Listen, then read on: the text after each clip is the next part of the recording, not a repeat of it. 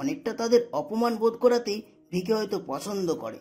তবে তবে সে যে সবার থেকে আলাদা এটা কেউ অস্বীকার করতে পারবে না। সে বেপরোয়া, এরোগেন্ট, ডেসপারেট, আবার কখনো সাইকো। ইমনের প্রত্যেকটা কথাই আনেয়া খুব মন দিয়ে শুনল, তবে কিছুই বলল না। 9টা বেজে গিয়েছে সেই কখন। ভিকের অফিস রুমের সামনে দাঁড়িয়ে আছে আনায়া। ভিকের দরজার সামনে বড় করে কাঠের ওপর সোনালি রঙের কারুকাজ করে লেখা ভিকে, তার নিচে লেখা ভ্যাম্পায়ার কেনিথ। আনায়া বিষয়টি দেখে তাচ্ছিল্যের সুরে বাঁকা হেসে মনে মনে বলল, মানুষ নাকি মানুষের মতো হতে চায়, আর এনাকে দেখো মানুষ হয়ে ভ্যাম্পায়ার হতে চায়। রক্ত শোষা বাদুর কোথাকার। যদিও আনায়া ঠিক করেছিল ভিকেকে নিয়ে আর কোনো বাঁকা কথা বলবে না, তবে নিজের রাগও আর কন্ট্রোল হচ্ছে না। সেই কখন থেকে তাকে বাইরে দাঁড় করিয়ে রেখেছে, তাও কোনো কারণ ছাড়া। ইমন যাওয়ার আগে বলেছিল এই কেনিতের বাচ্চার কোনো কাজ না থাকলেও বাইরে দাঁড় করিয়ে রাখবে। সে যতক্ষণ না বলবে তার আগে আর আনায়ার ভেতরে প্রবেশ করা নিষেধ। কেনিতের ইচ্ছে হলে তবে সে ইমনকে বলবে, আর তারপর ইমন এসে তাকে ভেতরে যাওয়ার জন্য বলবে। আনায়া ব্যঙ্গ করে চোখ ছোট ছোট করে বলল, হ্যাঁ, ঢং দেখলে বাঁচি না, শালার চাকরি করব না। আনায়া বিরক্ত হচ্ছিল বিধায় আশেপাশে তাকিয়ে দেখতে লাগলো। বিশাল বড় একটা এরিয়া নিয়ে অফিসটা তৈরি। আশেপাশে নানান মানুষ হাঁটাচলা করছে।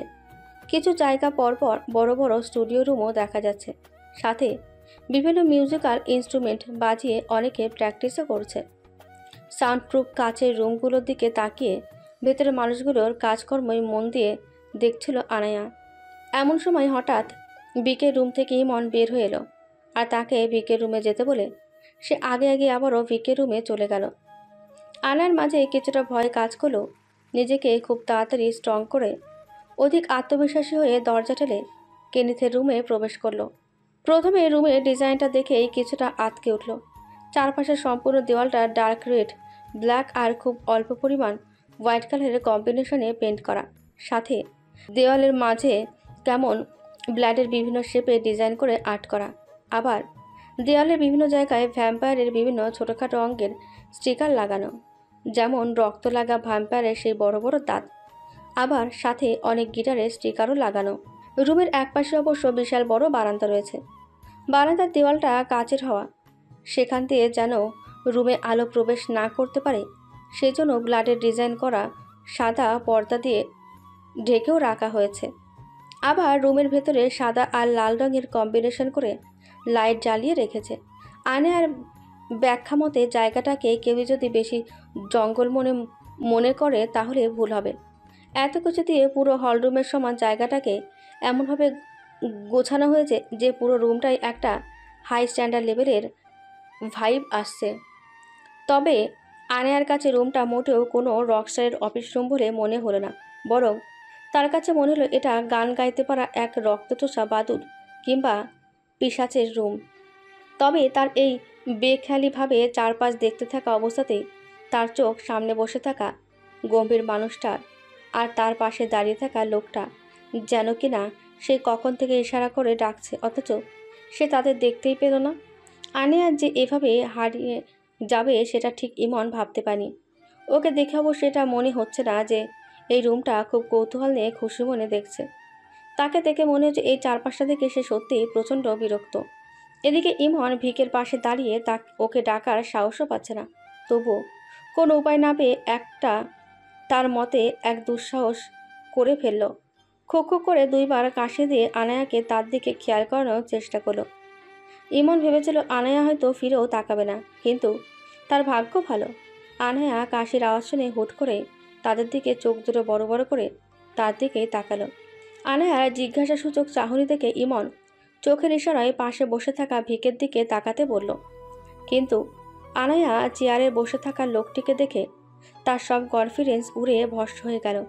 হঠাৎ করেই তার কেন যেন কান্না করতে ইচ্ছে হলো। পায়ের ওপর পা তুলে খুব স্টাইল নিয়ে বসে আছে ডার্ক ব্ল্যাক অ্যান্ড রেডের কম্বিনেশনের একটা হাফ হাতা টি শার্ট পরা অত্যাধিক সুদর্শন যুবক। নিচে হয়তো ব্ল্যাক কালারের ডেনিম পরা, বাম হাতে পরা কালো রঙের ব্রেসলেট, যেটা কিনা সাদা টেবিলের ওপর কনুই পর্যন্ত হেলিয়ে রেখেছে। আর চেয়ারটা কিছুটা বাঁকা করে মাথা কিছুটা নিচু করে অন্য হাতটা দিয়ে অনবরত কালো অ্যাপেলের ফোনটায় স্ক্রল করে যাচ্ছে। গালে খুব নিখুঁতভাবে আঁকা ছোট ছোট চাপতারি। এমনিতেই অত্যন্ত ফর্সা ত্বক, তার মাঝে এমন আকর্ষণীয় চাপতারি। ডার্ক কফি ব্রাউন কালারের হালকা কার্লি বড় বড় চুলগুলোর কয়েকটা নিয়ে এলোমেলো করে মেসি বান করা। চুলগুলো খুব বেশি বড় না হয় হাফ মেসি বানটা অনেকটা এলোমেলোই হয়েছে। আবার কয়েকটা চুল সামনের দিকে এলোমেলো হয়ে চোখের ওপরে পড়ে রয়েছে। আনায়ার মনে হলো এই লোকটা হয়তো নিজের চুলগুলোকে এলোমেলো করে রাখতেই বেশি পছন্দ করে, না হলে এত সুন্দর চুলগুলোকেও এমন করে রাখে নাকি? এমনিতে চেহারাটা তো পুরো মাশাল্লাহ, কই হিরোদের মতন সেজেগুজে পরিপাটি হয়ে থাকবে তা না, কি সব এলোমেলো আর অদ্ভুত সব রুচি লোকটার। আবার এক কানে ছোট ধুলো পড়া, এগুলো কেমন রুচি আবার? একে দেখলে যে কেউ বলবে ইনি নিজেকে জোর করে ঠেলে ঠুলে ভিলেন বানানোর চেষ্টায় রয়েছে। আবার আনায়া আরেকটু ভেবে দেখল, রক্সটা মনে হয় একটু এমনই হয়, খুব বেশি খারাপও লাগছে না। এরপর আনায়ার চোখ পড়ল কালচে হাফ হাতা টি শার্টের কারণে অধিকাংশই বের হয়ে থাকা ফর্সা পেশবহুল ম্যাসেলস আর টি শার্টের আদলে থাকা চেস্টের দিকে। এমন জিম ফোলা ফোলা বডি দেখে কলিজার পানি শুকিয়ে গেল যেন তার।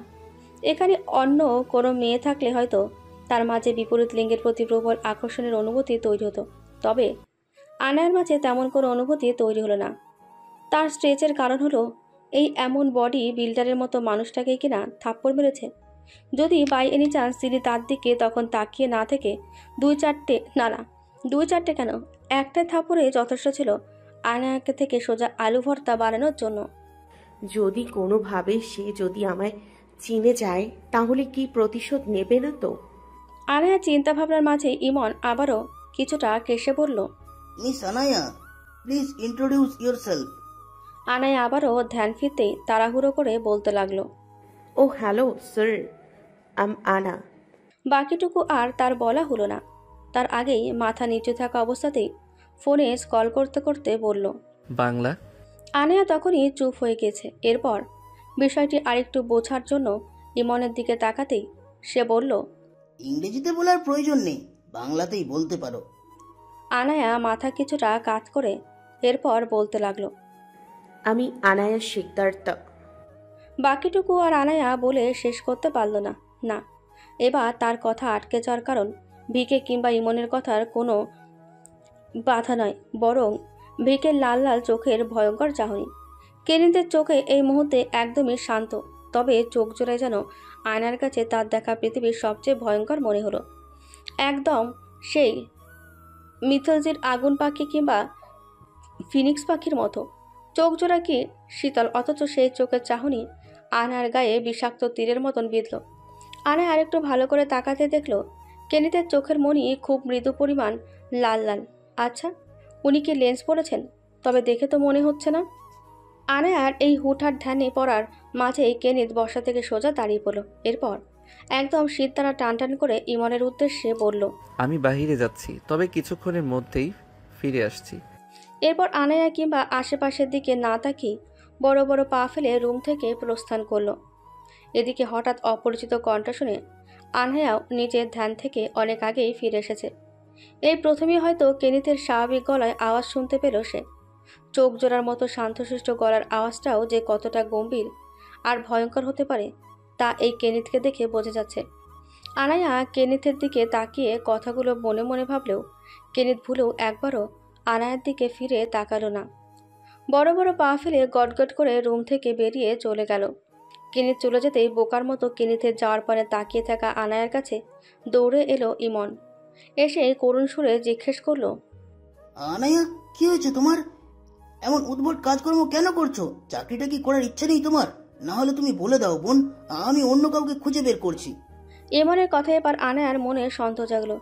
এই ইমন ভাই নিজের চাকরি ছেড়ে দিচ্ছে ভালো কথা, কিন্তু তাকে কিংবা অন্য কাউকে এই পিএ বানানোর জন্য এত অস্থির কেন? নাকি এতেও কোনো অন্য কাহিনী রয়েছে? পরক্ষণই ভাবলো, কিসের কাহিনী? ইমন ভাই নিশ্চয়ই তার খারাপ চাইবে না। ভাইয়া সরি, একটু ওনার অমন চেহারা দেখে হাইপার হয়ে গিয়েছিলাম, মনে হচ্ছিল আমাকে কাচ্চা চিবিয়ে খাবে। আয়নার কথায় ইমন দীর্ঘশ্বাস ফেলে মুচকি হাসল। আনায়া, এভাবে ভয় পেলে চলবে না। আচ্ছা যাই হোক, আমি এখন আসছি। ইমন কথা বলা শেষ করে রুম থেকে বেরোতে গেলেই ইমন খেয়াল করলো আনায়াও তার পিছে পিছে আসার প্রস্তুতি নিচ্ছে। যা দেখে ইমন আবারও তাড়াহুড়ো করে বলল, আরে আরে, তুমি কোথায় যাচ্ছ? আপনি নাকি বাইরে যাবেন? তাহলে আমি এখানে থেকে কি করব? তোমাকে এখানেই থাকতে হবে। তুমি শুনলে না ভিকি কি বলল?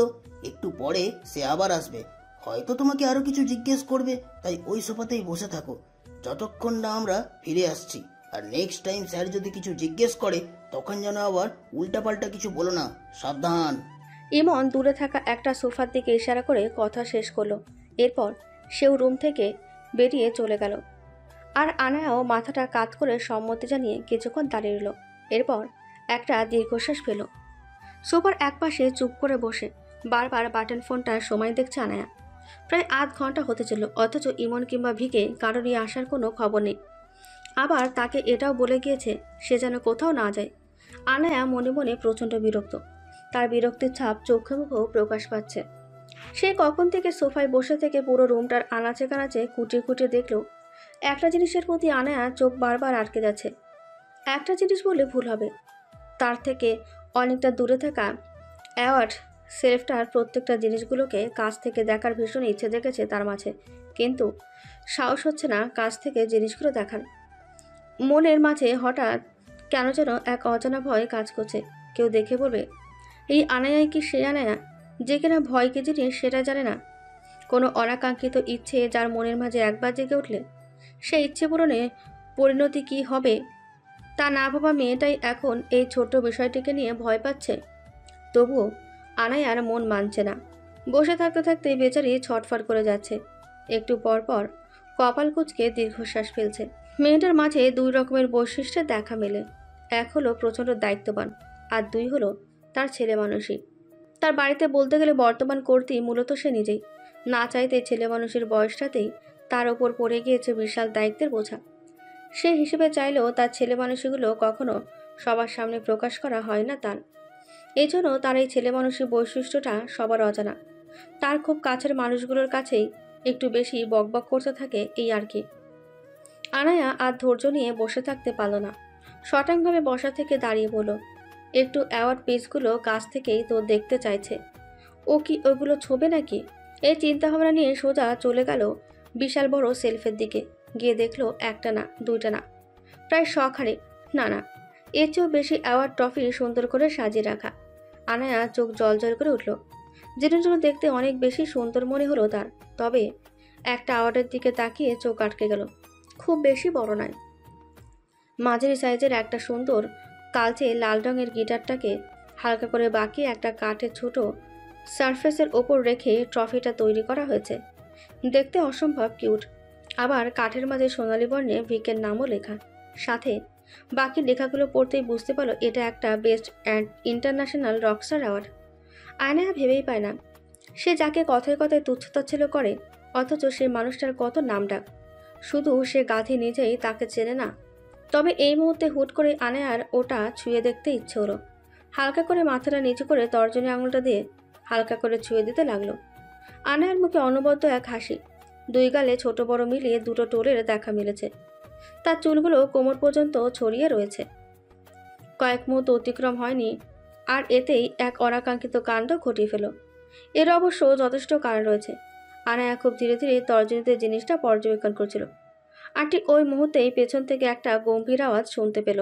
হে ইউ, ওখানে? কথাটা এইটুকুই ছিল। আনায়া পেছন ফিরে দেখলো বড় বড় পা ফেলে কেনিথ তার কাছে আসছে। এটা দেখে যতটা না আতঙ্কিত হলো, তার চেয়ে বেশি আতঙ্কিত হলো যখন তার খেয়াল হলো তার পায়ের কাছে সেই সুন্দর গিটার অ্যাওয়ার্ডটারই মাথার কাছে একপাশে ভেঙে গিয়ে ছোট বড় দুটো টুকরো দুই দিকে ছড়িয়ে আছে, যেটা কিনা সে পেছন ঘুরতে গিয়ে হাতে ছোঁয়া লেগে পড়ে গিয়েছে। এদিকে কেনিতো তার থেকে কিছুটা দূরত্ব রেখে সামনে এসে দাঁড়িয়েছে। আনায়ার মনে হলো হাফ আধা কালচে টি শার্টের জন্য বেরিয়ে থাকা জিম করা ফর্সা মাসেলগুলো মনে হয় রাগের কারণে আরও ফুলে উঠেছে। ফর্সা হাতের আদলে থাকা নীলবর্ণের শিরাগুলো হাতের মাঝে নানা দেশের মানচিত্র এঁকে রেখেছে।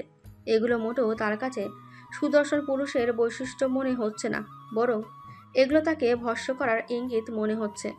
অথচ কেনিতের চোখ মুখ একদম শান্ত, তবে তার প্রতিদিনের রূপের মতোই।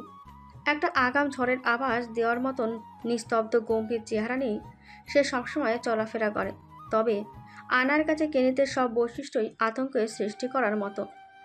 আনার কলিজা শুকিয়ে কাট, বেচারি নিঃশ্বাস নিতেও এখন কষ্ট হচ্ছে। এরই মাঝে আবার কেনিত আরও কয়েক পা তার দিকে এগিয়ে এলো। আনায়া বুঝতে পারছে না সে কি করবে, আবার এটাও মনে হচ্ছে এবার মনে হয় কেনিত নিজের প্রতিশোধটা নিয়েই নেবে। তবে তার ভাবনা অনুযায়ী তেমন কিছুই হলো না। আনায়ার মুখের দিকে শান্ত চোখে তাকিয়ে থাকা কেনিত হুট করেই হাঁটু গেড়ে আনায়ার পায়ের পাশ থেকে ভাঙা গিটারের বড় অংশটুকু হাতে তুলে নিল। কিন্তু এদিকে আনায়া হঠাৎ করে কেনিতকে তার পাশে পায়ের কাছে বসে হাত দিতে দেখায় কিছুটা লাফিয়ে দূরে সরে দাঁড়ালো। কেনিত জিনিসটা এক হাতে নিয়ে দাঁড়িয়ে আনায়াকে একবার দেখলো, এরপর কিছুক্ষণ জিনিসটাকে কাছে নিয়ে দেখতে লাগলো। মায়াও লোকটার কার্যকলাপ দেখে যাচ্ছে। কেনিত জিনিসটাকে দেখতে দেখতে হুট করে খুব জোরে পাশের দেওয়ালের দিকে ছুঁড়ে মারল। মুহূর্তেই ভয়ঙ্কর শব্দ তুলে জিনিসটা যতটুকু অবশিষ্ট ছিল তা ভেঙে ছিন্ন বিচ্ছিন্ন হয়ে গেল। এমন কাজে আনায়াও হঠাৎ চমকে উঠল। পুরো কাজটি কেনিত আশেপাশে না তাকিয়েই করেছে, কারণ তার নজর ছিল সোজা আনায়ার দিকে। আনায়ার বিস্ময়ের মাঝে কেনিত প্যান্টের পকেটে 2 হাত ঢুকিয়ে ঘাড় বাঁকিয়ে ভেঙে যাওয়া অংশগুলো দেখতে দেখতেই বলল, যে অল্প আঘাতেই ভেঙে পড়ে তার সাথে ভিকের নাম জড়িত থাকার কোনো যোগ্যতা নেই। এরপর আনায়ের দিকে তাকিয়ে আশ্চর্যপূর্ণ বাঁকা হেসে রুম থেকে বেরিয়ে চলে গেল। ভিককে কি বলল না বলল তাতে আনায়ার কোনো ভাবনা চিন্তা নেই। ভিকের কথাটা অনেকটা তার মাথার উপর দিয়ে গেল। কথাটা তাকে বলল নাকি ওই ট্রফিটাকে বলল কে জানে।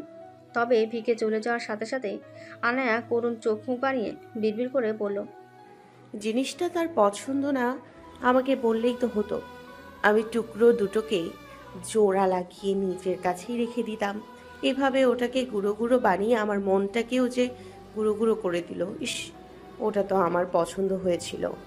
পরক্ষণে নিজের আক্ষেপকে চাপা দিয়ে বলল, তোকে যে 2টা থাপ্পড় বসাইনি এটাই তো অনেক। আল্লাহর কাছে শুকরিয়া আদায় কর গাধি। কি খবর তোমার? কাল থেকে একবারও ফোন করনি আমায়। ফোন ধরে এমন কথা শুনতেই আনায়ার কপালে পড়া ভাঁজগুলো নিমেষেই গায়েব হলো। কিছুটা নিরাশ কণ্ঠে আশপাশে তাকিয়ে ইমন সহ প্রত্যেকের কাজকর্ম দেখতে লাগলো। এরপর ইনোসেন্ট মুখ করতে গালের টোলগুলো ভেসে উঠল। এরপর আনায়া বলতে লাগলো, কি আর বলবো রেহান, 2 দিন ধরে আমার সাথে সবকিছুই কেন যেন উল্টাপাল্টা হচ্ছে। সুদূর আমেরিকা থেকে রেহান চিন্তিত ভঙ্গিতে বলতে লাগলো, কেন, কি হয়েছে? শ্বশুরমশাই আবারও অসুস্থ হয়নি তো? না না না, তেমন কিছু না। আর আমাদের এখনো বিয়ে হয়নি, তাই আমার বাবাকে শ্বশুরমশাই বলে ডাকা বাদ দাও। রেহান হেসে বলল, আরে এজন্যই তো প্র্যাকটিস করছি, যাতে বিয়ের পর আর কোনো ভুল না হয়। আচ্ছা, এসব বাদ দাও, কি হয়েছে সেটা বলো। ইমনকে তোমার জবের ব্যবস্থা করে দিতে বলেছিলাম, ও তো বলল একটা জব নাকি আছে, তোমার পছন্দ? রেহানের কথা শেষ হওয়ার আগেই আনায়া বলল, ইমন ভাই যে ওনার জব ছেড়ে দিচ্ছেন এটা তো জানো। হুম। আমাকে উনি এই জবই করতে বলেছেন। রেহান প্রফুল্ল সুরে বলল, কি বলো? আমি তো ব্যবস্থার জন্য ঠিকভাবে কথাই বলতে পারিনি ওর সাথে। যাই হোক, এবার তুমি খুশি তো? আনায়া ছোট করে উত্তর দিল, হুম। কি হলো অনয়া, কোনো সমস্যা? তুমি কি এই জবটা করতে চাও না? না না না, কিন্তু এই ভিকের পিএ এর জবটা আমার মোটেও পছন্দ হচ্ছে না। কি বলো? ভিকের বিয়ে হচ্ছে আর তুমি খুশি নও? সোশ্যাল মিডিয়ায় তাকে যতটুকু দেখি তিনি হয়তো খুব ছন্নছাড়া মানুষ, আর ইমনের কাছে শুনেছি তিনি নিজের কাজের প্রতি যেমন দায়িত্বশীল নয়, তেমনি তার আশেপাশের মানুষগুলোর কাজের প্রতিও তিনি সিরিয়াস না। সেই হিসেবে তো তোমার সুবিধাই রয়েছে, জাস্ট নিজের মতন কাজ করে যাবে। বসের ধমকাধমকি না শুনলেই হলো।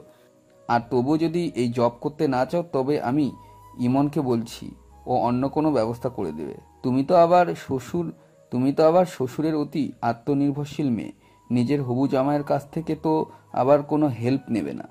তুমি সবসময় এমন কেন বলো? আমি তো শুধু আত্মনির্ভরশীলই হতে চেয়েছি, আর তোমায় ইমন ভাইকে কিছু বলতে হবে না। ঠিক আছে, কিছু বলবো না। আর এত বেশি টেনশন করো না। কাল রাতে কনসাল্টে একটা মেয়েকে দেখেছিলাম, ভিকির গালে চর বসিয়েছে। আমি তো ভেবেছিলাম ভিকি হয়তো মেয়েটাকে মেরেই ফেলবে, পরে দেখি কিছুই না। আর যাই হোক, ভিকি হয়তো মেয়েদের প্রতি নিজের বেপরোয়া প্রভাব ফেলবে না। সেই হিসেবে ভিপি পিএ হওয়াটা বলতে গেলে অনেক কিছুই। তোমাকে তোমাকে তাকে ভয় পাওয়ার কোনো টেনশন নিতেই হচ্ছে না। রিহানের কথা শুনে আনায়ার দম বন্ধ হয়ে যাওয়ার উপক্রম। আনায়া আতঙ্কিত সুরে বলল, তুমি কিভাবে জানলে? কালকের কনসার্টে ভিকে কে একটা মেয়ে চড় মেরেছে। তুমি তো দেশে নেই। আনায়ার কথায় রেহান হেসে বলল, এজন্যই ফোনটা রাখতে বলেছিলাম, কিন্তু তুমি তো জেদ দেখিয়ে নিলেই না। তুমি কি ভুলে গেছো আজকালকার দুনিয়ায় সোশ্যাল মিডিয়া চলে, সেখানে ভিকিকে কেউ চড় মারার মতন সাহস দেখিয়েছে? এটা কি এখনো চাপা থাকবে? নিউজ, ইন্টারনেট সব জায়গায় এই খবর ছড়িয়ে গিয়েছে। ভিকির ফ্যানগুলো তো ওই মেয়েকে খুঁজে বের করার জন্য উঠে পড়ে লেগেছে। পুরো দুনিয়া যেখানে জেনে গিয়েছে, সেখানে আমি এটা জানবো না? হুট করেই আনায়ার কথা বলা বন্ধ হয়ে গেল। মনে মনে ভাবতে লাগলো, আনায়া, তুই আসলে একটা গাধি। এই সামান্য বিষয়টিও ভুলে গিয়েছিলি। তবু সে নিজেকে স্বাভাবিক করেই বলল, আচ্ছা, তোমার কি মনে হয় মেয়েটা কি ভিকেকে চড় মেরেছে সত্যি কোনো ভুল কাজ করেছে? না মানে মেয়েটা তো আর এমনি এমনি মারেনি। মেয়েটা গিয়ে ভিকেকে না থামালে তো উনি লোকটাকে তো সত্যি সত্যি মেরে ফেলতো। বাপরে, ভিপির পিএ হতে যাচ্ছ আর তাকে সাপোর্ট না করে ওই মেয়েটার সাপোর্ট করছো। তোমার সাহস বরাবরই হাই লেভেলের থাকে। যাই হোক, শোনো অনয়া, ভিকি অনেক বড় একজন রকস্টার, সাথে সে সবার চাইতে আলাদা, একদম ছন্নছাড়া বেপরোয়া একজন মানুষ। তবুও তার ফ্যান ফলোয়ারের হিসেব নেই। একসময় আমিও তার অনেক বড় ভক্ত ছিলাম, কিন্তু এখন কাজের জন্য চাইলেও এসব পাগলামোতে মেতে উঠতে পারি না। এখন কথা হচ্ছে, ভিকি মাঝে মধ্যে কনসার্টে লোকজনকে বেধর পেটাতে থাকে। প্রথমে ভাবতাম এসব কি নৃশংস, পরে জানতে পারলাম যাদের সে মারে তারা কেউই ভালো মানুষ নয়। তাদের উদ্দেশ্য থাকে ভিকির কনসার্টে এসে ওর এমন কোনো পার্সোনাল বিষয় নিয়ে হার্ট করা যাতে ভিকি রেগে যায়। লোকজন এত মার খায়, তবু এরা নিজেদের কাছ থেকে পিছু হাঁটে না। আর তুমি এসব বিষয় সম্পর্কে অবগত নাও, এজন্যই তোমার কাছে ওই মেয়েটার কাজই ঠিক মনে হচ্ছে। রেহান হেসে হেসে কথাগুলো বললেও আনায়া ভাবুক সুরে বলল, তার মানে এখানে ভিকের কোনো দোষ নেই, সব দোষ ওই মেয়েটারই। এবার রেহান আর কিছু বলল না। সে হয়তো কিছু আন্দাজ করতে পেরেছে, তাই কিছুটা ভারিক্কি কণ্ঠে বলল, আচ্ছা অনয়া, কি হয়েছে তোমার, বলো তো? আনায়া সাথে সাথে কোনো উত্তর দিল না। কিছুক্ষণ চুপ থেকে ফিসফিস করে বলল, রেহান, ভিকেকে চড় মারা মেয়েটা আমিই ছিলাম। Anaya, are you kidding with me? No Rehan. Anaya এই কথা বলতেই তাদের কথোপকথনের মাঝে পিনপতন নীরবতা ছেয়ে গেল। অনেকক্ষণ হয়ে যাওয়ার পরও রেহান কিছু বলছে না দেখে আনায়া মৃদু সুরে বলল, রেহান। আমি কি বলবো বুঝতে পারছি না। আবার এই ভিকি তোমাকে একেবারেই উপরে পাঠিয়ে দিবে। আমার আর এই জীবনে মনে হয় শ্বশুরমশাইয়ের মেয়েকে বিয়ে করতে হবে না। বিয়ে করলে শ্বশুরমশাই ওই আগুন মেয়ে এমন তেজ, জেদ আর সাহসের জন্য একসময় আমি নিজেই শেষ হয়ে যাব। আনায়া ভ্রুকুচকে বলল, এখানে আমি টেনশন করছি আর তুমি মজা করছো। কি করব বলো, তোমার কাজকর্মগুলোই যে এরকম। আচ্ছা, ভিকে তোমাকে কিছু বলেনি? আনায়ার মেজাজ খারাপ হয়ে গিয়েছে, তাই সোজাসাপটা উত্তর দিল, না, আমার তো মনে হয় সে আমাকে চিনতেই পারেনি। তাহলে এত টেনশন করো না। আচ্ছা, আগে এটা বলো, তোমার জবটা তো হয়ে গিয়েছে তাই না? একটু আগে ইমন ভাই আমাকে দিয়ে কি যেন কাগজে সাইন করিয়ে নিয়ে গেল, আর এখন পুরো অফিসে মিষ্টি খাওয়াচ্ছে। আচ্ছা, যত যাই হোক, আমার চাকরি হওয়ার পাশাপাশি তো ওনার জবটা চলে গেল। ইতিহাসে ইনিই মনে হয় প্রথম ব্যক্তি যে কিনা নিজের জব ছেড়ে দেওয়ার দিনেও এইভাবে নেচে গিয়ে সবাইকে মিষ্টি মুখ করাচ্ছে। আনায়ার কথা শুনে রেহান হাসল আর বলল, ও তো একটা পাগল। বয়সে আমার কত বড়, অথচ স্বভাব কাজে একদমই বাচ্চাদের মতন। আচ্ছা অনয়া, আমি বরং এখন ফোন রাখছি। একটা ফ্রেন্ডের বাসায় এসেছি, তো পরে সময় করে আমি তোমাকে ফোন করব। আনায়াও মুচকি এসে বলল, আচ্ছা ঠিক আছে, ভালো থাকো, নিজের খেয়াল রাখো। অতঃপর দুজনের কথোপকথনের সমাপ্তি এখানেই ঘটল। অথচ আনায়া স্টুডিওতে বসে কথা বলতে বলতে কখন যে তার পাশ কাটিয়ে যাওয়ার সময় তার সব কথোপকথন একজন শুনতে পেরেছে, সেটা একবারও আনায়ার ধ্যানেও আসেনি। রেহান আহমেদ। আনায়া আর তার প্রণয় শুরু হয়েছে প্রায় 2 বছর আগে থেকেই। রেহান ছিল আনায়ার ভার্সিটির সিনিয়র।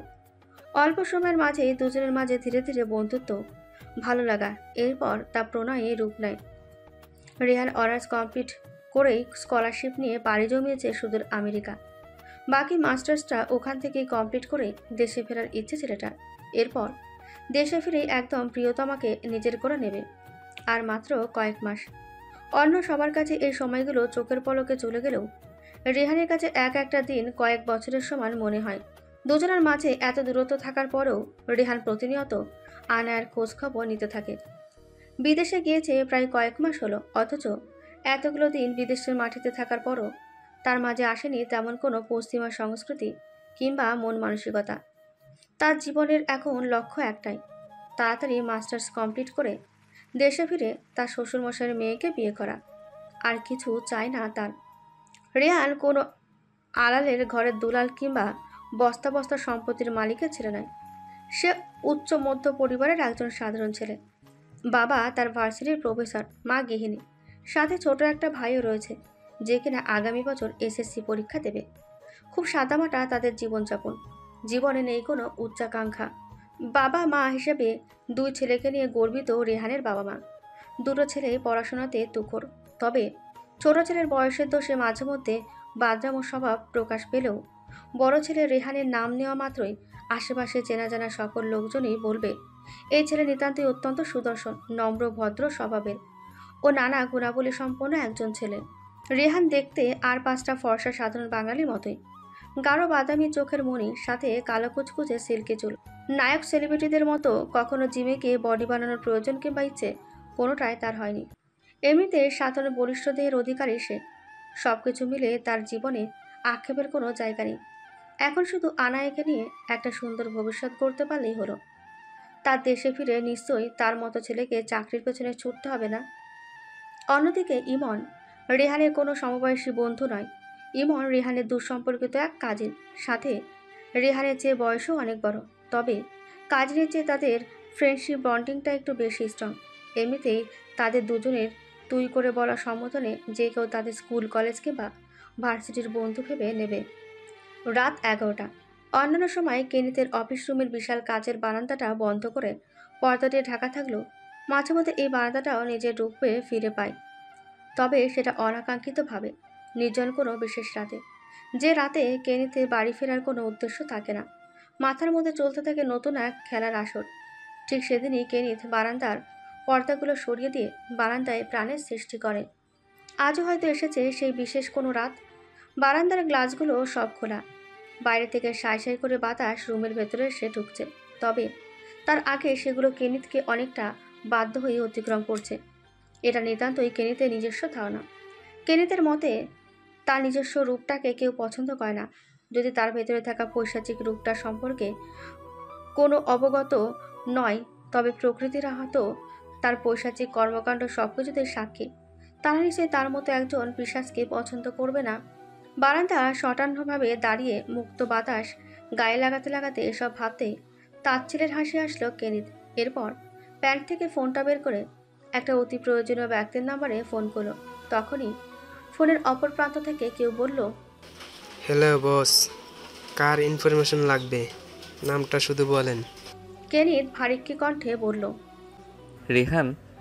লোকটি এবার ইতস্ততভাবে বলল, বস, হেনার নামে তো পৃথিবীতে বহু মানুষ আছে। আজকাল তো আবার মানুষ, কুত্তা, বিড়ালেরও নাম। বাকি কথাটুকু আর লোকটি শেষ করতে পারল না। তার আগেই বলল, আমার নতুন বিয়ে আনায়া শিকদার। লোকটি কি বুঝলো জানা নেই, তবে হেসে বলল, বুঝতে পারছি না বস, 5 মিনিট টাইম দেন, সব ইনফরমেশন বের করে ফোন দিচ্ছি। কেনিত নড়াচড়া না করে ঘড়ি ধরে ঠিক 5 মিনিটই এভাবে দাঁড়িয়ে রইল। ঠিক 5 মিনিট পর সেই নাম্বার থেকে ফোন এলো। কেনিত ফোন ধরতেই তার কাঙ্ক্ষিত সকল ইনফরমেশন পেয়ে গেল। সে যা ধারণা করেছিল তেমনটাই শুনতে পেল। মুহূর্তে তার চোয়াল শক্ত করে আবার স্বাভাবিক হয়ে গেল। অতঃপর নিজের প্ল্যান অনুযায়ী পরবর্তী নির্দেশনাটাও লোকটিকে দিয়ে দিল। এখন আপাতত তার চিন্তা নেই, বাকি কাজ এখন তার বাম হাত সমতুল্য লোকটাই করে দেবে। কেনিত এবার 8তলা ভবনের ওপর থেকে আকাশের দিকে তাকিয়ে দেখল আকাশে কোনো তারার দেখা নেই। সম্পূর্ণ আকাশ কালো মেঘে ঢেকে গিয়েছে। রাস্তা থেকে বিলাসবহুল গাড়িগুলোর চলাফেরার আওয়াজও কমতে শুরু করেছে। ধারণা করা যায় খুব শীঘ্রই আকাশে ওই মেঘ ভেঙে বৃষ্টির আগমন ঘটবে।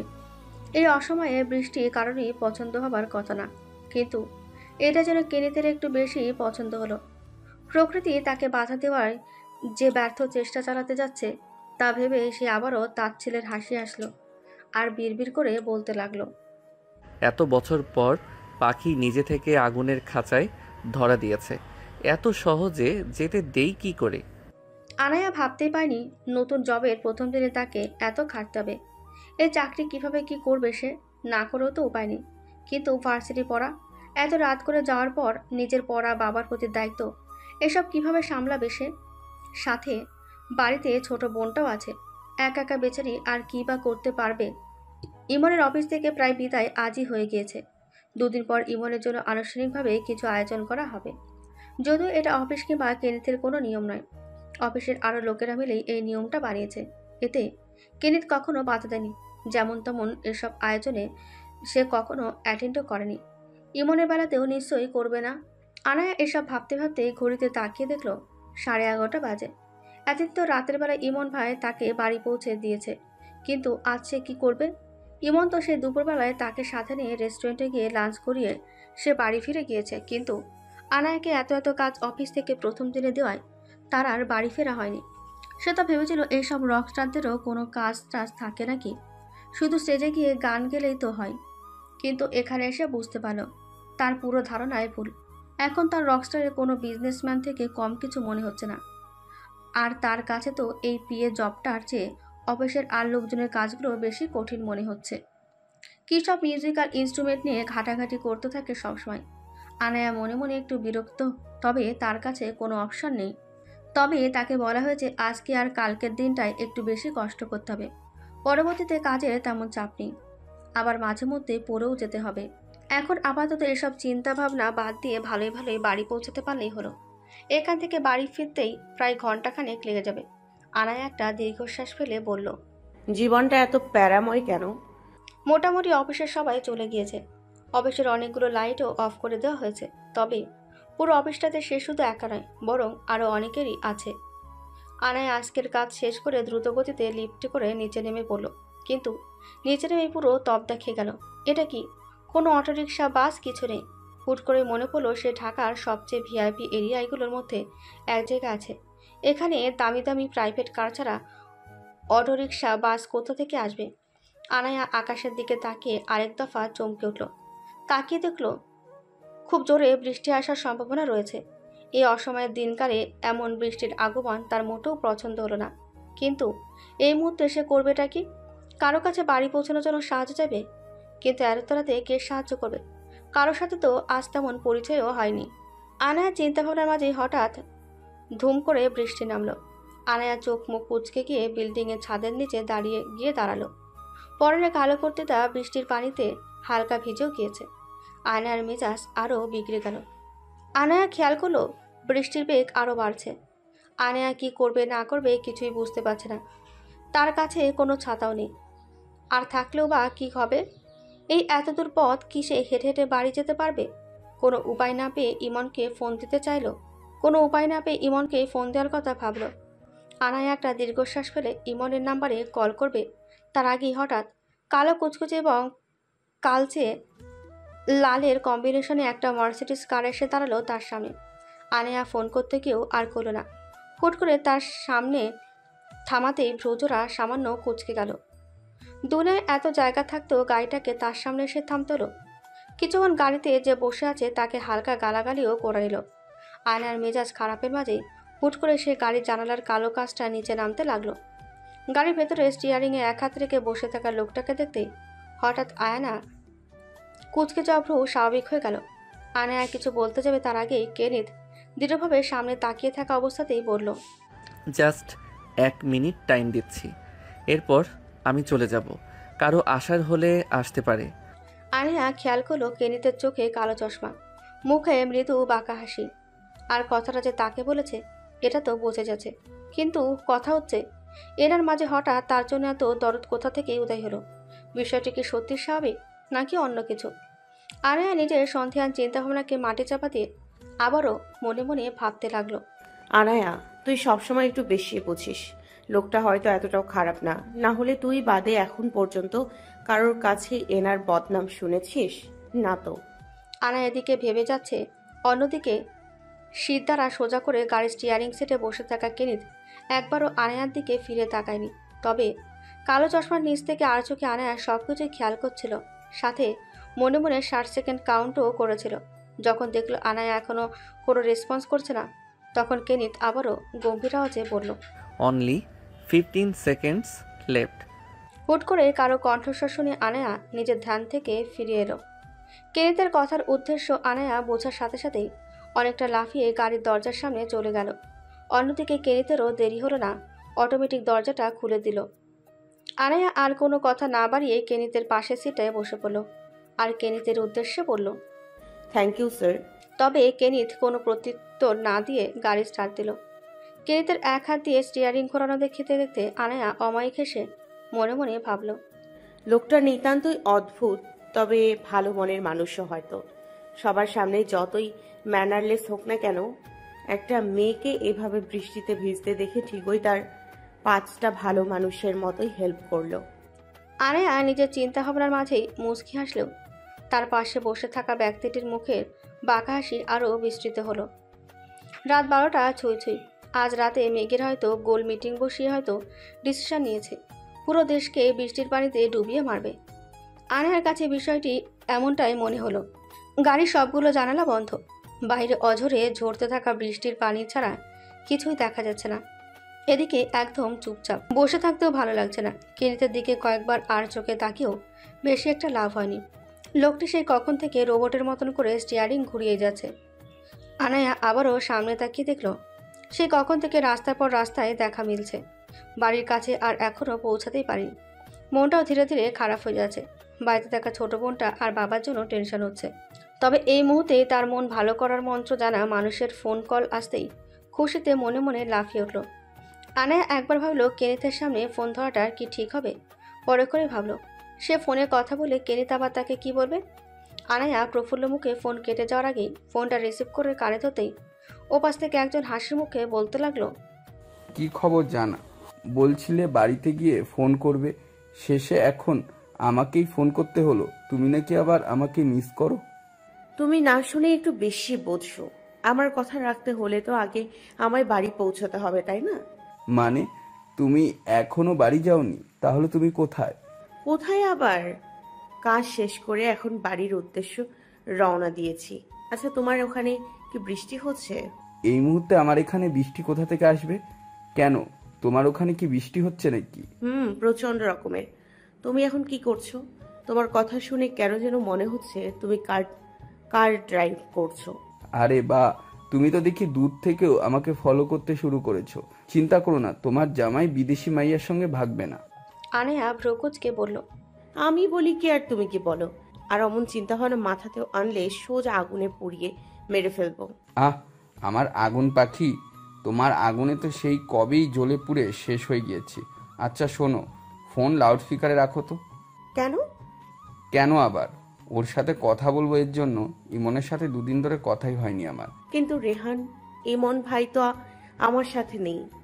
মানে আমি তো তার সাথে বাড়ি ফিরছি না। রেহান বিস্মিত সুরে বলল, মানে তাহলে এত রাতে তুমি অটোরিকশায় অথবা বাসে করে বাড়ি যাচ্ছ? আরে এত রাতে আমি এইগুলো পাবো কোথায়? আমি তো কেনি। বাকিটা আর আনায়া বলতে পারল না। তার আগে ফোনের ওপাশ থেকে এক বিকট আওয়াজে থমকে গেল আনায়া। আয়নার হুট করে অনাকাঙ্ক্ষিত চিন্তায় গলা শুকিয়ে এলো। কাপা কাপা কণ্ঠস্বরে বলল, রিহানা? কোনো সারা শব্দ নেই। আনায়া আবারও ডাকলো, রিহান? এবারও রেহানের কোনো সারা শব্দ নেই, বরং কিছু বিদেশি মানুষদের কণ্ঠস্বর আর চিল্লাচিল্লির আওয়াজ এলো আনায়ার কাছে। বেচারির চোখে পানি টলমল করছে। একবার কেনিতের দিকে তাকিয়ে দেখলো সে নির্বিকারভাবে গাড়ি চালাচ্ছে। আনায়া আবারও কান্নারত আওয়াজে রিহানের উদ্দেশ্যে বলতে লাগলো। রেহান প্লিজ, আমার সাথে তুমি মজা। এবারও আনায়া তার নিজের কথাটুকু শেষ করতে পারল না। এর আগেই হঠাৎ কিছু বুঝে ওঠার আগেই মাথায় প্রচণ্ড আঘাত পেয়ে অজ্ঞান হয়ে পড়ল। এই ঘটনাটা অনাকাঙ্ক্ষিতভাবে ঘটানো না, বরং তার পাশে বসে থাকা কেনিতের ইচ্ছাকৃত প্ল্যানেই এমনটা হলো। বৃষ্টিময় এই আঁকাবাঁকা রাস্তাতে কেনিত আনায়াকে কোথায় নিয়ে যাচ্ছিল তা আনায়া বৃষ্টির কারণে একবারও খেয়াল করেনি সে যে রাস্তায় গাড়ি করে যাচ্ছে সেটা আদৌ তার বাড়ির রাস্তা কিনা। আনায়ার কথা শেষ করার আগে কেনিত ইচ্ছে করেই খুব কৌশলে গাড়িটা জোরে একটা বড় গাছের সাথে লাগিয়ে দেয়। জোরে ঝাঁকি খাওয়ায় আনায়া নিজের ভারসাম্য ধরে রাখতে না পারায় সোজা সামনের দিকে ঝুঁকে গিয়ে গাড়ির কাচের সাথে ধাক্কা লেগে মাথায় প্রচণ্ড আঘাত পেল আর সাথে সাথে সেন্সলেস হয়ে পড়ল। আনায়ার কপালের এক পাশে অনেকটা কেটে গিয়েছে, অথচ কেনিতের সামান্য কোনো আঘাতও লাগেনি। সে নির্বিকারভাবে গাড়ি থামিয়ে সামনের দিকে তাকিয়ে রইল। উইন্ডো স্ক্রিন ওয়াইপারগুলো বারবার বৃষ্টির স্রোতের পানিগুলোকে দূরে ঝাপটে সরিয়ে দিচ্ছে। কিছুক্ষণ ঠিক একইভাবেই সময় অতিবাহিত হওয়ার পর কেনিত এই ভরা বৃষ্টির মাঝেও গাড়ি থেকে নেমে পড়ল। বৃষ্টি থেকে নামতে দেরি হলো, বৃষ্টির পানিতে ভিজে চুপসে যেতে দেরি হলো না তার। কেনিত গাড়ি থেকে নামার পর আনায়ার পাশের দরজা খুলে তার দিকে কিছুক্ষণ তাকিয়ে রইল। মেয়েটা মাথার নিচে ঝুঁকে অজ্ঞান হয়ে বসে রয়েছে। কেনিত আর সময় নষ্ট না করে তাকে গাড়ি থেকে বের করে নিজের বাম কাঁধের সাথে ঝুলিয়ে নিল। নির্জন ফাঁকা আঁকাবাঁকা পাকা রাস্তা, আশেপাশে এই দুটো মানব ছাড়া কেউ নেই। শুধু রয়েছে পেছনে ফেলে আসা লাল কালো মার্সিডিজ গাড়িটা। গাছের সাথে জোরে ধাক্কা লাগায় সেই বেচারার চেহারাও বেঁকে এবড়ো হয়ে গিয়েছে। তাতে কি, কেনিতের নিত্য নতুন ব্র্যান্ডের নতুন গাড়ি কেনাটা এতদিনে সবার কাছে স্বাভাবিক বিষয় হলো, কিছুদিন পরপর এই গাড়িগুলো নৃশংস অবস্থাগুলো যে কেনিত কেন করে সেটাই কারো মাথায় ঢোকে না। এই লোকটা সব রাগ যেন নিজের গাড়ির ওপরই ঝাড়তে ভালোবাসে। অঝরে বৃষ্টি হচ্ছে, বৃষ্টির পানিতে দুটো দেহ একদম ভিজে একাকার। কেনিতের চোখে কালো চশমা, এক হাত দিয়ে কাঁধে ঝুলিয়ে রাখা আয়ানাকে ধরে রেখেছে আর অন্য হাত প্যান্টের পকেটে ঢুকে সিদ্ধারা সোজা করে সামনের দিকে হেঁটে হেঁটে এগিয়ে যাচ্ছে। আয়নার দু হাত নিস্তেজ হয়ে কেনিতের পিঠের দিকে ঝুলছে, মাথাটাও প্রায় অনেকটা কেনিতের পিঠের দিকে ঝুঁকে রয়েছে। খোপা করা চুলগুলো পানিতে ভিজে চুপসে গিয়ে প্রায় অনেকটাই খুলে গিয়েছে। বৃষ্টির সাথে মৃদু বাতাসে ভেজা চুলগুলো বারবার কেনিতের মুখে এসে লাগছে, তবুও সে নির্বিকার হেঁটে যাচ্ছে। আনায়ার কপালে কেটে যাওয়া অংশ থেকে রক্ত ঝরছে, ফোঁটা ফোঁটা রক্ত পানির সাথে মিশে কেনিতের টি শার্টের পিঠ ভিজে যাচ্ছে। আবার কিছু ফোঁটা ফোঁটা রক্ত অনেকটা ব্যবধান নিয়ে পাকা রাস্তায় পড়লেও সেগুলো আবার বৃষ্টির পানির স্রোতে ধুয়ে পরিষ্কার হয়ে যাচ্ছে। অনেকটা দূরত্বের ব্যবধানে রাস্তায় সোডিয়ামের আলো জ্বলছে। আকাশের মেঘ ভেঙে এমন বৃষ্টির বন্যা বয়ে যাচ্ছে। নির্জন রাস্তায় কোনো সুদর্শন পুরুষের পৈশাচিক মনের আতঙ্কদায়ক কল্পনায় তার মুখে ঝুলছে এক বিস্তৃত বাঁকা হাসি। অনধিক ফুটফুটে ফর্সা চেহারার অচেতন মেয়েটা জানল না তার সাথে এমনটা কেন করা হলো। Cherry, cherry lady, going through emotion. I need you so all the times. কানের কাছে অস্পষ্ট স্বরে গানের শব্দের ভাণ্ডারগুলো ভেসে আসছে। আয়ানা ঠিকভাবে চোখ খুলতে পারছে না, সবকিছু কেমন যেন ঝাপসা ঝাপসা লাগছে। মাথায় প্রচণ্ড ব্যথায় কুঁকড়ে গিয়েছে মেয়েটা, তবে সে খুব ভালো করে অনুভব করেছে যে সে কোনো তরল পদার্থের সাথে ডুবে রয়েছে। সাথে বৃষ্টি গন্ধের সমাহারও বারবার নাকে এসে প্রবেশ করছে। আয়নায় ভ্রুজোড়া বারবার কুঁচকে যাচ্ছে। Cherry, cherry lady, going through emotion. I need you so all the times. আবারও খালি গলায় অসাধারণ কণ্ঠে গাওয়া গানের শব্দগুলো এসে আয়ানার কর্ণে প্রবেশ করলো। আয়ানা খুব করে চেষ্টা করলো চোখ খোলার, কিন্তু পুরোপুরি সফল হলো না। ঝাপসা চোখে শুধু কালচে লাল আলোর সমাহারই দেখতে পেল। আয়ানার মাথাটা কিছুটা ওপরের দিকে তাকায়, সিলিং ছাড়া আর কিছুই দেখতে পেল না। আয়ানা এবার আধশোয়া থেকে ওঠবার চেষ্টা করছে, তবে কিছুতেই পারছে না। বারবার শরীর নিস্তেজ হয়ে পড়ছে, সাথে বুক পর্যন্ত তরল পদার্থের মাঝে ডুবে থাকায় তা যেন আয়ানাকে আরও নিচের দিকে নিয়ে যাওয়ার চেষ্টা করছে। কিন্তু আয়ানা তো হাল ছাড়ার পাত্রী না। তার বর্তমান অসচ্ছল মস্তিষ্ক বারবার তাকে জানান দিচ্ছে সে কোনো বড় পাত্রের মাঝে ডুবে আছে, কিন্তু কিসের মাঝে আছে তা আর তার মস্তিষ্ক ধরতে পারছে না। আয়ানা আশেপাশে হাতিয়ে দেখতেই পিচ্ছিল প্রাচীরের সাথে তার হাতের স্পর্শ লাগলো। আয়ানা নিজের দু হাত দিয়ে প্রাচীরের চূড়ায় হাত দিয়ে নিজের সবটুকু শক্তি প্রয়োগ করে বসার চেষ্টা করলো। আর সে সফল হলো। এক্ষেত্রে তার ঝাপসা চোখ দুটো কিছুটা স্বাভাবিক হতে শুরু করেছে। আয়ানা প্রথমে বোঝার চেষ্টা করলো সে কোথায় আছে। যে তরল পদার্থের মাঝে সে ডুবে রয়েছে সেটা আসলে কি তার মস্তিষ্ক ধরতে পারছে না। আর সেই বিশ্রী গন্ধটাও এই পদার্থ থেকেই আসছে।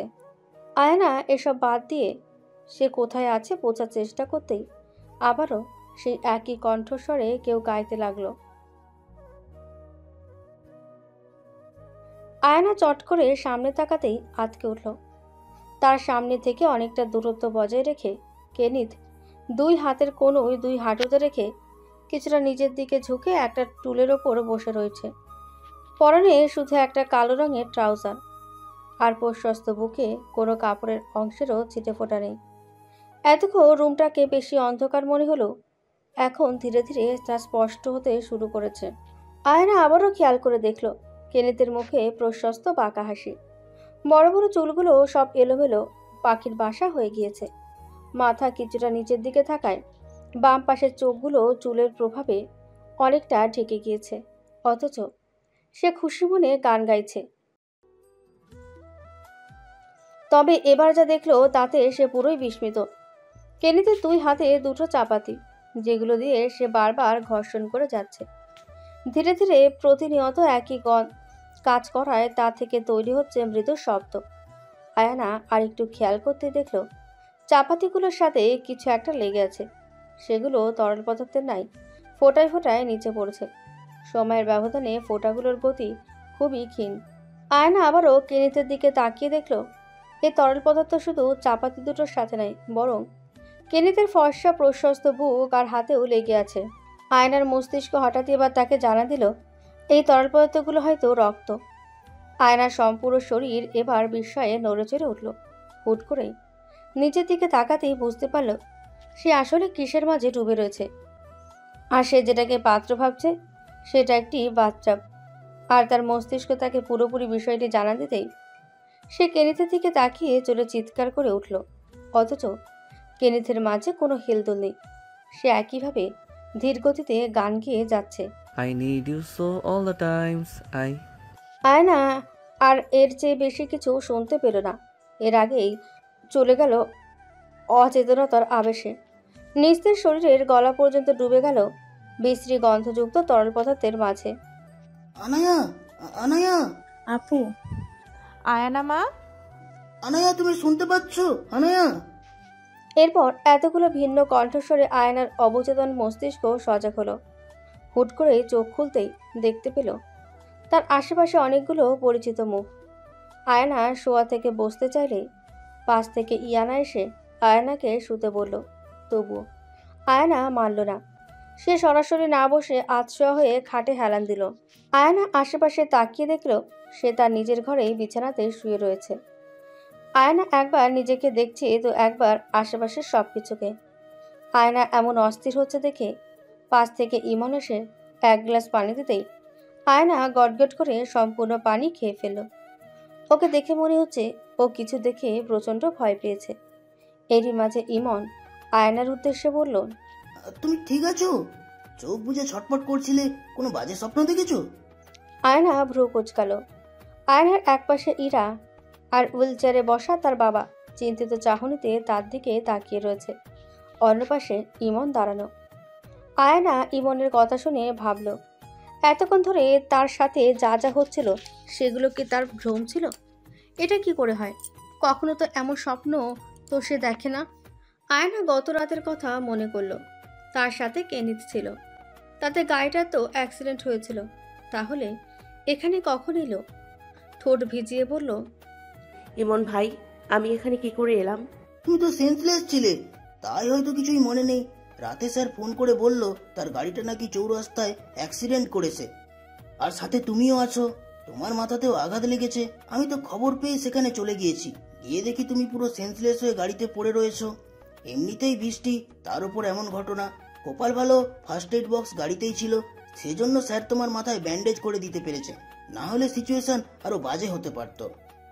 ইমনের কথা শুনে আয়না কিছু বলল না। মাথা নিচু করে কি যেন ভাবতে লাগলো। এরই মাঝে হঠাৎ রেহানের কথা মাথায় আসতেই আয়না আঁতকে উঠল। অস্থির চিত্তে বলতে লাগলো। ভাইয়া, রেহান কোথায়? ও ঠিক আছে তো? হুট করে আয়নার কথা শুনতেই ইমনের মুখটা চুপসে গেল। সে আয়নার দিকে করুণ দৃষ্টিতে তাকিয়ে আয়ানা মনে প্রাণে সৃষ্টিকর্তার কাছে প্রার্থনা করছে যেন তার এই দুঃস্বপ্নের মতো রেহানের অ্যাক্সিডেন্টের ঘটনাটাও যেন তার ভ্রম হয়। এই মুহূর্তে আয়ানা বাস্তব কল্পনা কোনোটাই মেলাতে পারছে না। আয়না আর রেহানের বিষয়টা আয়ানার বাবা এবং আনোয়ার আয়নার বোন দুজনে জানে। রেহান নিতান্তই ভদ্র মানুষ, তাই আয়নার বাবা কিংবা আয়নার বোনের এই বিষয়ে কোনো আপত্তি নেই। তারা দুজনেই রেহানকে খুব পছন্দ করে। এদিকে ইমন কিছু বলছে না দেখে আয়নার অস্থির মন আরো অস্থির হয়ে উঠছে। ইমন বলতে লাগলো, আনায়া, রেহানের অবস্থা তেমন ভালো না, খুব বাজেভাবে অ্যাক্সিডেন্ট হয়েছে, এখন হসপিটালে ভর্তি রয়েছে। আয়নার চোখ ছলছল করে উঠল। খুব কষ্ট করে নিজের কান্নাটুকু আটকে রাখলো। এরপর পাশে তাকিয়ে দেখলো ইরার চোখেও পানি ছলছল করছে। দেশে থাকতে ইয়ানা আর রেহানের মাঝে অনেকটা গাঢ় বন্ধুত্ব ছিল, একদম নিজের বড় ভাই মনে হতো। কিন্তু যখন ইমনের কাছ থেকে শুনলো রেহানের অ্যাক্সিডেন্ট হয়েছে, তখন থেকে তারও মনটা ভালো নেই। অন্যদিকে মাঝরাতে নিজের বোনের অ্যাক্সিডেন্ট, সব কিছু মিলে তার মনে হচ্ছে তাদের জীবনে আবারও এক অজানা ঝড় আসতে চলেছে। ইমন এবার আয়নার উদ্দেশ্যে বলল, তুমি রেহানের অ্যাক্সিডেন্টের খবর কোথায় পেলে? ওর ওখান থেকে তো কোনো ফোন এসেছিল নাকি? তোমার অ্যাক্সিডেন্টটাও তো রাতেই হয়েছে। আয়না নিজেকে সামলিয়ে রেহানকে বলল, আমি স্যারের সাথে বাড়ি ফিরছিলাম, তখন রেহানের ফোন এলে ওর সাথে কথা বলতে থাকি। এরই মাঝে হঠাৎ রেহানের ওপাশ থেকে বিস্ময়কর আওয়াজ আসে। আমি রেহানকে কয়েকবার ডাকলেও ও কোনো সাড়া দেয় না।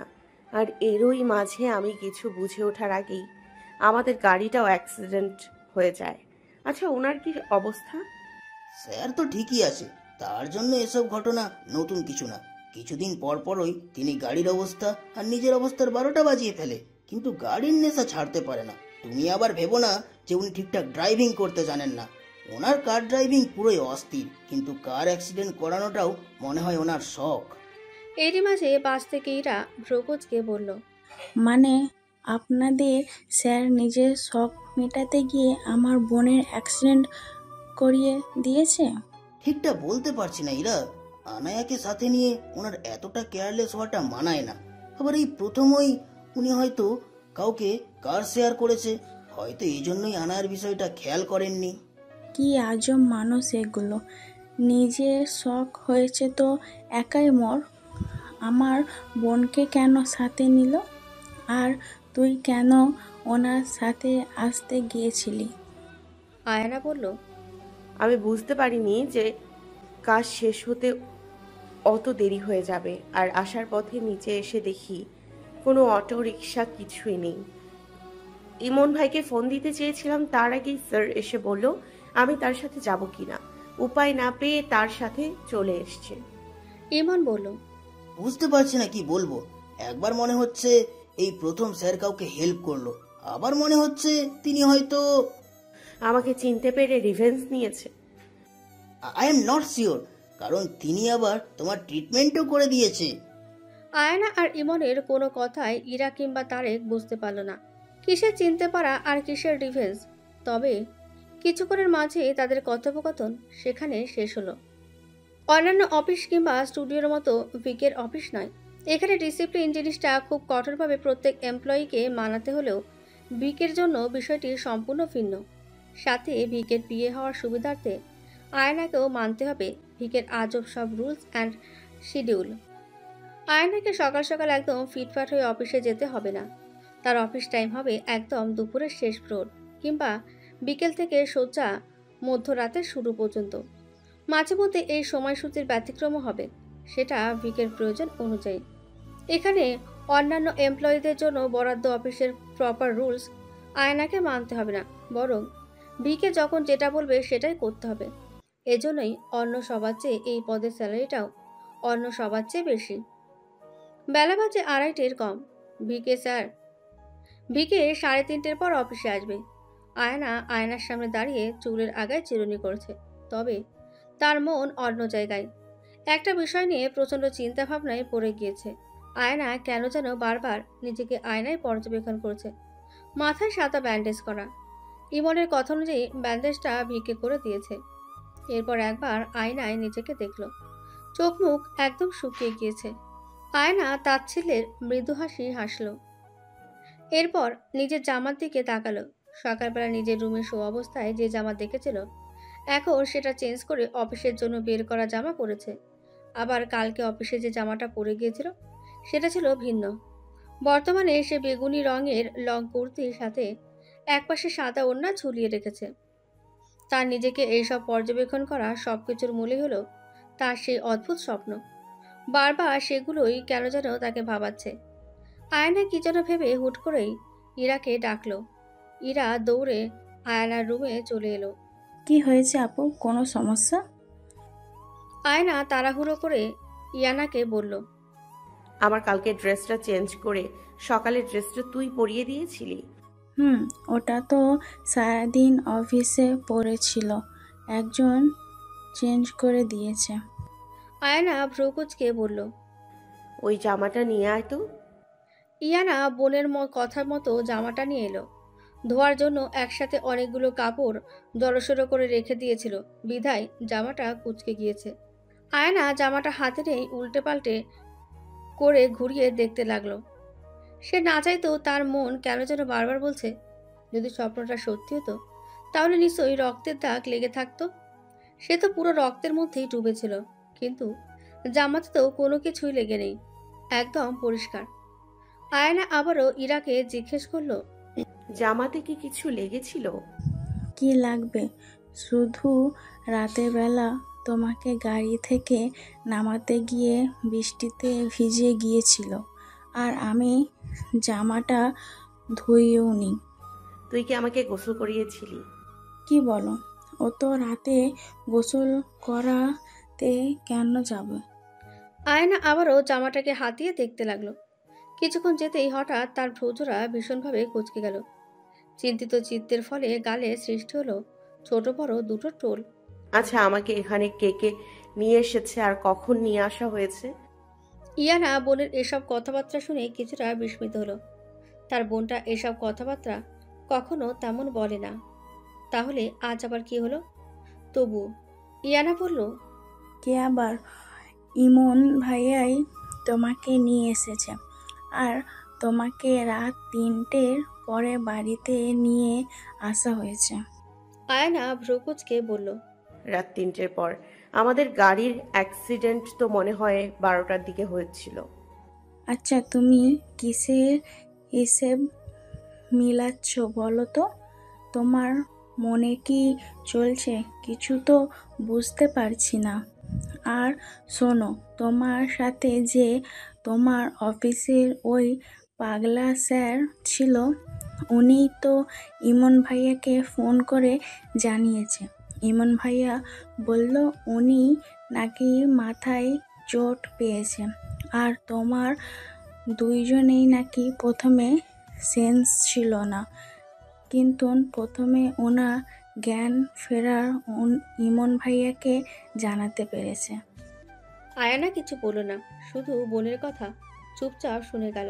তবে ইয়ানা বলল, আচ্ছা, তোমার কি হয়েছে আপু বলো তো?